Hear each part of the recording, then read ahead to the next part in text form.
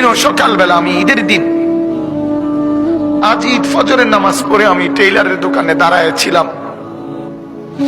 আমার পাঞ্জাবিটা তখনও সেলাই হয় নাই। আমি ঈদের নামাজে যাব কিভাবে? আমি সেই অভাবে সংসারে বড় হয়েছি।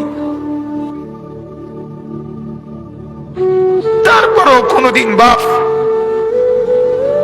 অবৈধ রোজগারের পিছনে যায় না। এক মসজিদের ইমামতি করছে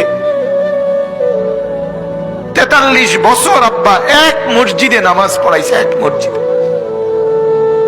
43 বছর এক মসজিদের ইমাম ছিল আমার বাপ।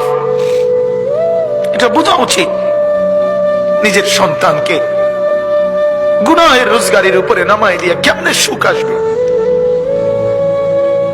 নিজের ঘরে হারামের সুদের টাকা, ঘুষের টাকা, চুরি টাকা, ডাকাতির টাকা, ওজনে কম দিয়ে ঠকবাজি করে, প্রতারণা করে, মিথ্যা বলে, ধোঁকাবাজি করে, নেশার সামানা বিক্রি করে, মদের উপকরণ বিক্রি করে, জুয়ার সামগ্রী বিক্রি করে, মানুষকে ঠকাইয়া প্রতারণা করে, মিথ্যা বলে যে টাকা আপনি ঘরে আনলেন, আপনি অনেক মানুষকে কষ্ট দিয়ে আপনার ঘরে সুখ আসবে কেমনে